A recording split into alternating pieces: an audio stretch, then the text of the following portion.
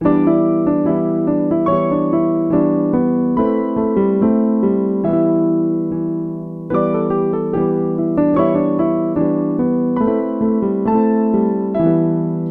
Purcell presents.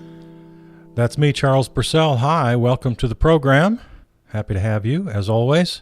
We got some good things for you today. But first, in the studio here with me, as my occasional guest, we have Uncle Chuck. Hey, Uncle Chuck, how are you? Well, I'm good. Thanks for having me. I always enjoy our little conversations. Yeah, well, I enjoy having you here just to talk about the news of the day, see what's up in your life. Sure, yes, right. And I enjoy seeing what's new with you as well. I tell you what, it's been quite a week. And I know you don't like to get too specific, Well, yeah, that's right. The nature of podcasting, this will air on a particular date, a few days after we record it. And then, it kind of lives forever online. And I don't know when people will find it.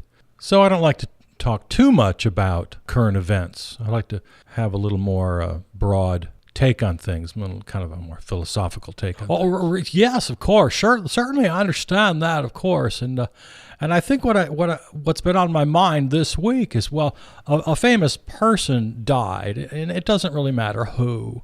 At any given moment, there's always somebody, Sure, right. There are a lot of famous people in the world. There are politicians, and there's actors and actresses, famous people who've made a mark, in the world, and they die. Sure. I mean, everybody dies. Sure, right. And what I find interesting, and what I thought I'd like to discuss with you is, the reaction is kind of interesting to watch, because it tends to reveal so much about us. Oh yeah, I think I know where you're going with more this. About us than the person we're talking about, right? Sure, because right. For example, someone might respond, and I'm talking again about social media. It's such a big part of our lives. Everybody wants to share their feelings, right? And we do when someone passes on social media. Sure, of course. And they tend to make it all about themselves. Recently, a famous playwright passed away. Right. And I noticed that I have some friends in the theater world, and actors especially, they started posting all about the shows they did by this playwright. Oh. And it was all about them, and I found that a little distasteful. A little distasteful. Yeah, I think I know what you mean. And yet kind of interesting. And then yeah. Another famous politician died. Right. And then they used that excuse to then, advance their own agenda, and immediately label this person, this politician, as either a hero or a villain.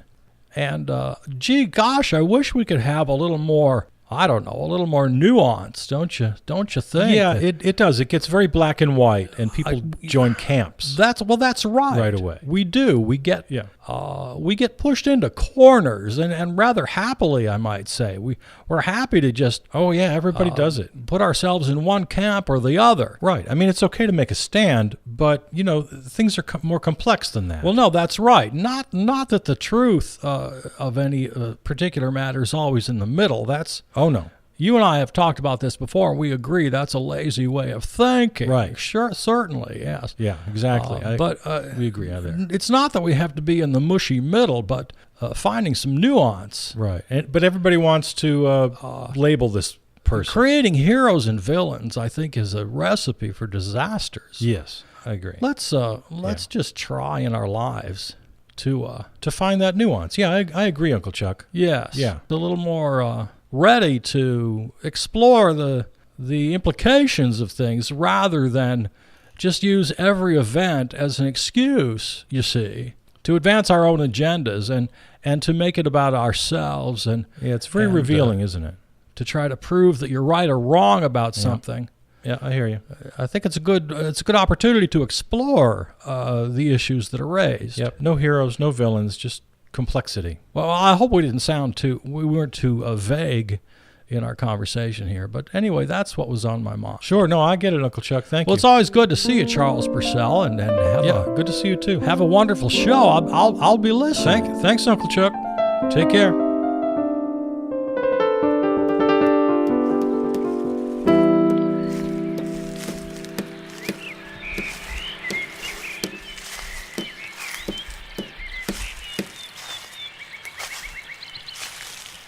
Hello, Carl. Hello, Adam. Lovely morning. Yes. What are you reading? It's the most fascinating article. Hand me that piece of wood there. This one? No, the small one next to it. Still working on your birdhouse, I see. Yes. I should have it finished today. Well, that's fine. I'm sorry, you were saying about the article?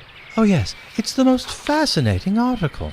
It's a list of warning signs that your partner is a narcissist. Ah, a list. So it's not an article. It's a listicle. A what? A listicle. You're always using odd words. I think you made that up. Listicle. Indeed. No. It's a thing. If you say so. Anyway, I find that I totally relate to the points in this article. Is your partner a narcissist? You're calling me a narcissist? And what's your evidence? Well, here, for example, the very first item. You blame everyone but yourself for your problems. I do not. You certainly do, Carl. Take that birdhouse you're working on. What about it? You blamed the man at the hardware store for giving you the wrong size nails and were angry because you had to make a second trip into town. Well, he sold me the wrong nails. I asked for a dozen 1-inch box nails, and he sold me 24 finishing nails. It was just an innocent mistake. Like hell it was. When I went back, he had to admit he was out of box nails the whole time. Well, you should have checked the nails yourself before you left the store the first time. Yes, I suppose. But you're missing the point. He sold me the finishing nails, thinking I wouldn't notice, just so he could make a profit. There you go, saying profit like it's a dirty word. It is a dirty word. And then you lost your temper and shouted at the poor man. He was trying to cheat me. And now you're shouting at me. I'm sorry, Adam. You just make me so angry sometimes, I can't help it.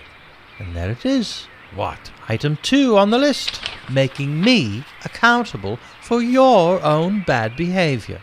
You can't help it because I make you angry. Classic narcissism. Item 3. You always believe you're right. The shoe certainly fits there, no doubt about it, Carl. Shall I go on? You know, that describes you as well. What? Thinking you're always right. Let me see that. Ah, okay. Look at this one. Is your partner all about power and control? Well, that's you, not me. I don't want power for myself. I want power for the masses. You're the one who wants to accumulate wealth and the power that goes along with it. I only want the wealth I've earned with my hard work and investment. You and your capitalist buddies. Each individual has the power of choice in a free market. That's a fantasy and you know it. Power must come from true democracy. Your problem, Adam, is you don't trust people. As a matter of fact, that's on the list. Look, read it right here. Does your partner mistrust everyone? You're the one who doesn't trust people. You let the state run roughshod over the individual. You and your precious individualism. You are the narcissist. Typical narcissistic ploy, accusing the victim of being the narcissist. Ah, but you don't believe in victims. Each individual has the power to raise themselves up by their own bootstraps. Isn't that what you always say? Don't change the subject. Oh, hang your silly listicle. You are so gullible. You believe everything you read. I believe in the free marketplace of ideas. Free marketplace of ideas. Here, look at your magazine. There are more advertisements than anything else. So? It's not about ideas. It's about selling you cars and cigarettes and underarm deodorant and end-of-life insurance scams. Still, this article is quite convincing. Every article you read is quite convincing. Last week they told you that you were more intelligent because you keep a messy desk. That's right, and if you'll remember also, because I curse, stay up late, and take cold showers. Yes, I remember. As I recall, the article also said that intelligent people doodle, talk to themselves, daydream, and are annoyed by the sound of chewing. Well, Carl, for such a cynic, you certainly remember it well. What's your point? The list is inclusive enough to apply to anyone and everyone. It's like a fake spiritualist cold reading to convince you they're talking about you. Don't you see? Again, with the mistrust. Yes, when the articles are surrounded by ads for pimple cream, yes, I'm a skeptic. The last article you read had you convinced you were a social introvert. No. I'm not the social introvert. You are the social introvert. And now I'm a narcissist as well. Well, according to this article, you are. No, you are. No, you are. You are. You are. You are. Stop it. Hand me that box of nails. It's a beautiful day. Perhaps we could eat lunch outside today. Yes, that would be fine. We have some sheep's pluck left over from last night. Lovely. And your mother's potato salad. I'll be through here in a bit. I'll go inside and get lunch started. Yes. Clear off your tools. Set the table in the shade. Yes. Be sure to wash up. Yes.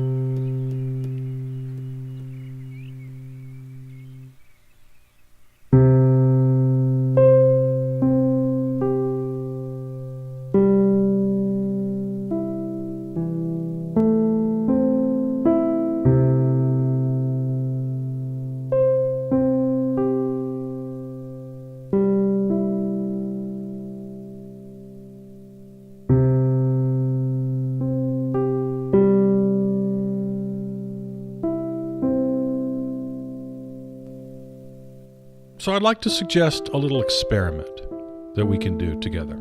You know how they say there are two kinds of people in the world? I'm going to say, for our little experiment, there are two kinds of activities. I'm going to divide every activity into two camps. And by activity, I just mean anything you do any minute of every day. Just eating breakfast, brushing your teeth, driving your car, doing your job, talking with friends, whatever, playing a video game, whatever you happen to be doing at any given moment. So the two types of activities, the two camps I want to suggest are, one, activities that distract you from your life. You know, you're just being entertained in the moment, just kind of being distracted. So D for distract. And the other is E for enrich, activities that enrich your life. And that's where you're serving others, you're learning, you're doing something productive. It's not that one is good and one is bad. We need both. So D and E, D for distract and E for enrich. Now, there are 1,000 ways to slice this up. I mean, something could be both educational and entertaining, or one person's distraction can be another person's enrichment. For now, we're just going to keep it simple. Just go with me for this. So, examples. We'll take two extreme activities just for the sake of illustration. First activity, you're lying on your couch. It's 3 a.m. You're eating potato chips, and you're binge watching the final season of 2.5 Men. Okay, there's an extreme example. I think we can all agree that's D for distraction, right? Okay, we'll label that one D. Second activity. This time you're lying on the beach, beautiful surroundings. You're studying for your double master's degree in sustainable global energy systems and poverty reduction policy and practice. And then you hear a drowning kid yelling for help, so you drop your books in the sand, you jump in the ocean, you swim out, and you save her. So again, extreme example. Let's agree that if we're dividing all activities into two and only two categories, this one is definitely E for enriching. You're enriching yourself, you're enriching others, you're helping others, you're serving. Okay, so again, the D and the E, not that one is universally bad and the other is universally good. You can't always be listening to Chopin and serving homegrown organic gourmet vegan meals to your Wednesday night neighborhood comparative gender study group. Sometimes you got to just plop down on the recliner in your underwear with a bag of pork rinds and scroll on your phone while you're waiting for the pizza delivery. There's no judgments in this. Both are fine. No judgments, at least not yet. All right? So, again, these are extreme examples just to illustrate the distinction D and E. Most moments of your day will be pretty mundane by comparison. All right, so here's the experiment. It's in 3 steps. Step 1. Here's what I want you to do. At several random moments during the day, I want you to take note of what you're doing in that moment. Kind of like keeping a food diary, you know? Maybe you can set up your phone to, buzz you 4 or 5 times a day. More if you want. It's up to you. The greater the sample size, the better the results of the experiment. So at several random moments during the day, you're going to take note of what you're doing. And you're going to put it in one of the 2 categories, either category D or category E. Now, don't think too hard about it. Just jot down the activity. Use your notes app on your phone or a little journal or notepad if you still write. I don't know, does anybody still write? Writing is good. You should do that, by the way. Side note. So let's think of some examples. All right, your little phone dinger goes off and you're walking your dog. Okay, you make a quick judgment. Is that D for distract or E for enrich? I don't know, I guess E. You know, you love your dog, you're both getting exercise, but leave it at that. Don't think about it too much. Next time, your phone dinger goes off and you're driving to work, so you write down in your journal, driving to work.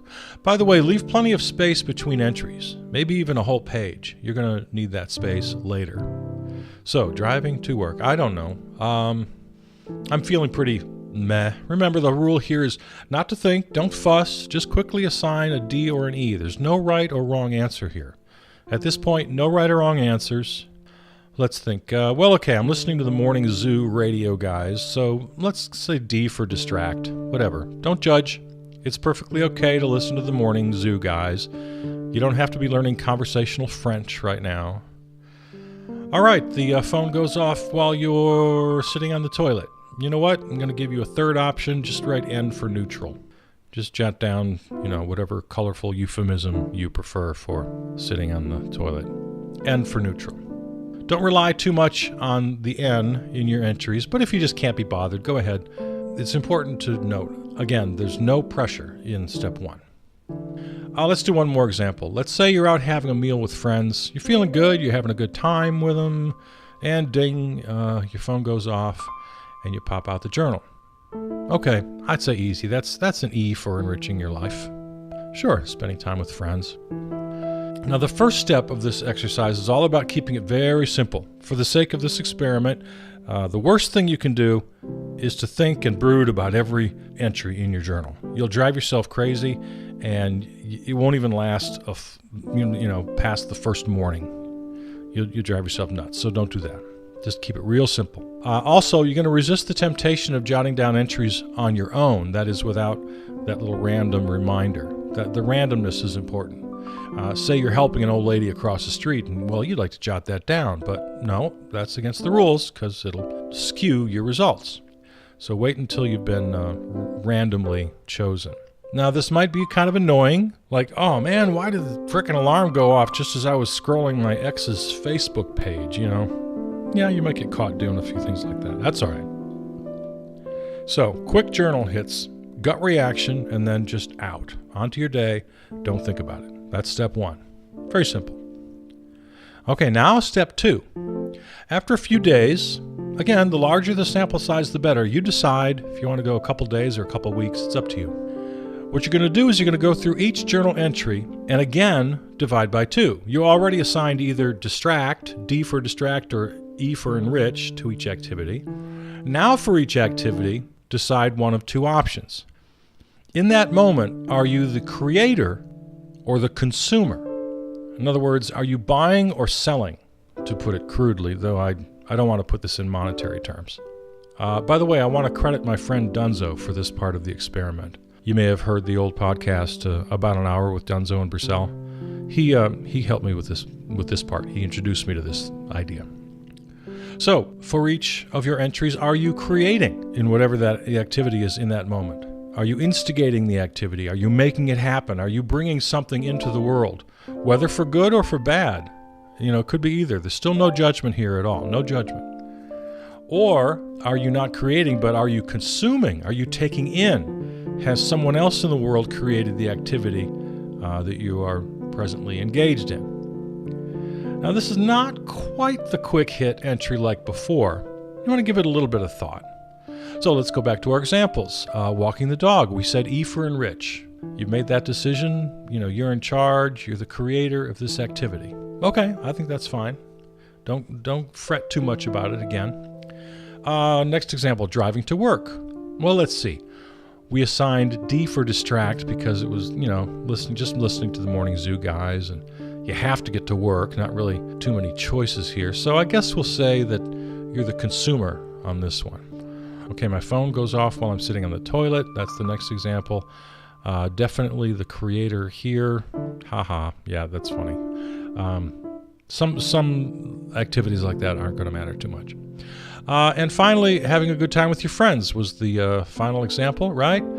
You assigned an E for enrich. Sure, I'm contributing, but I'm only one of several people. We're at a public bar/restaurant. But you have to choose one, create or consume. I guess I'm more of a consumer on this one if I have to choose just one. Though there are a few different ways you could look at this. And that brings us to step 3. So again, let's review. Step 1, you assigned each random activity as either distracting from your life or enriching your life. Both are necessary, no judgment. In step 2, you defined yourself as either the creator or the consumer of each activity. It's perfectly natural that we do both in the course of our day. We create and we consume.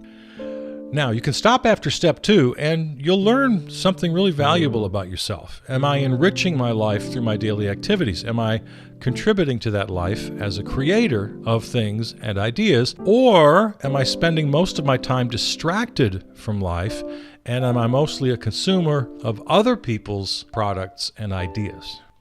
So here, let's go to step 3 now. Step 3, if you are brave enough to go here. Step 3 is to explore each entry in detail, to find the nuances, the contradictions, the layers. Again, step 3 is optional, but it can be very beneficial. So let's go back to our examples, our entries, walking the dog. So now we go beyond that singular moment to include the whole experience. So did you pick up your dog's poop? Did you say hello to the people you passed along the way? Did you stop and chat? Where did you get the dog? From a puppy mill or from a rescue shelter? Notice the neighborhood. Is it a lily white suburb or a diverse community of many colors? How do you feel about that and your decision to live here?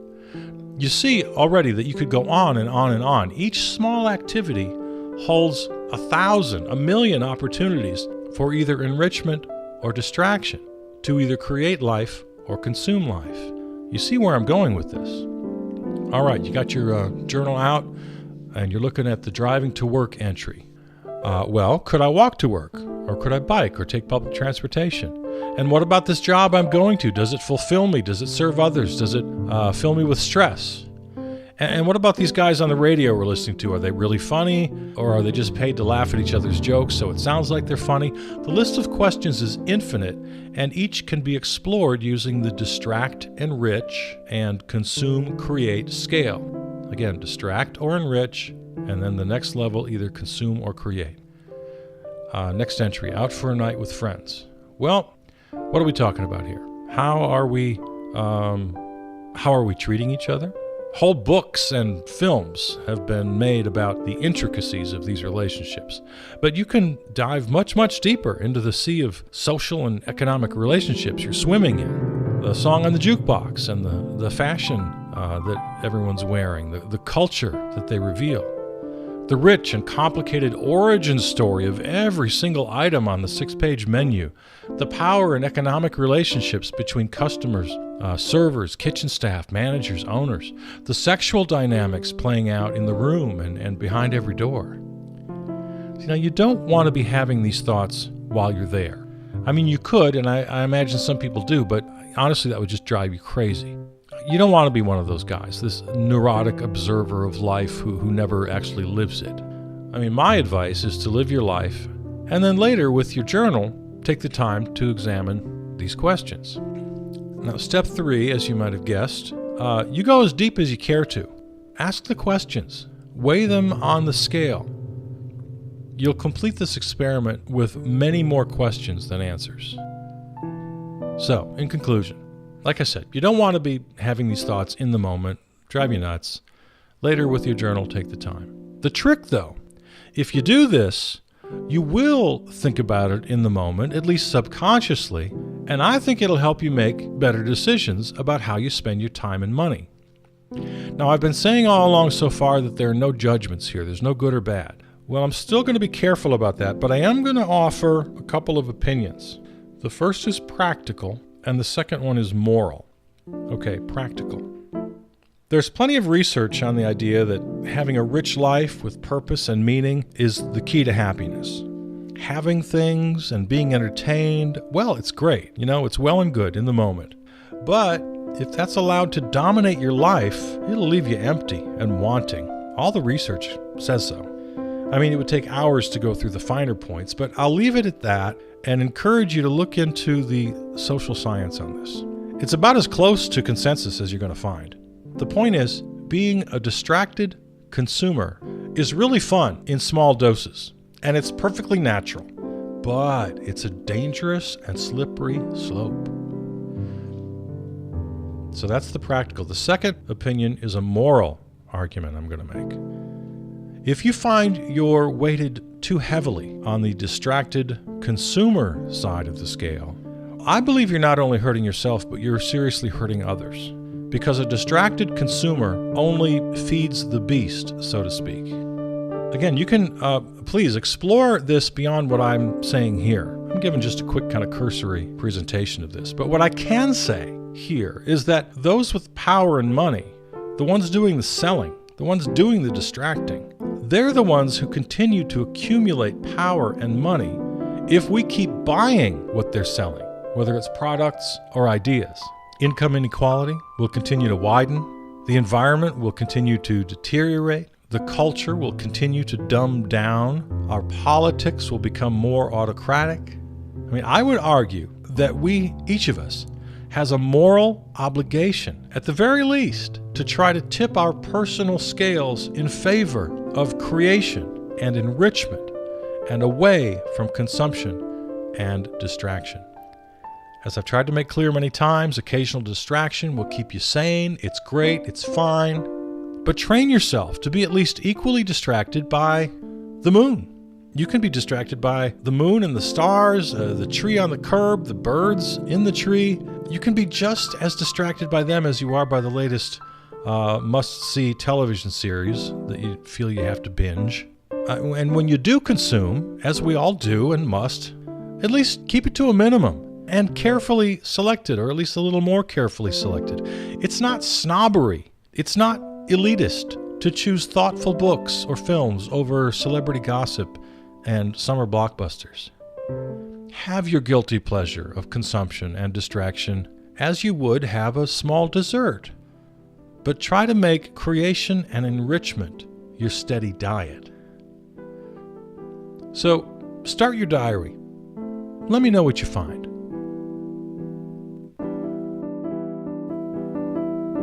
That'll do it for today. Thank you very much for listening, and thanks to Uncle Chuck for joining us in studio. The CBP Ensemble and music by Peter Donalds. Find this and every episode and more at the website charlesburcell.com. You can also follow me on Facebook and Twitter. You know how all that works. Listen and subscribe at Apple Podcasts or your favorite platform. Just search Charles Burcell Presents.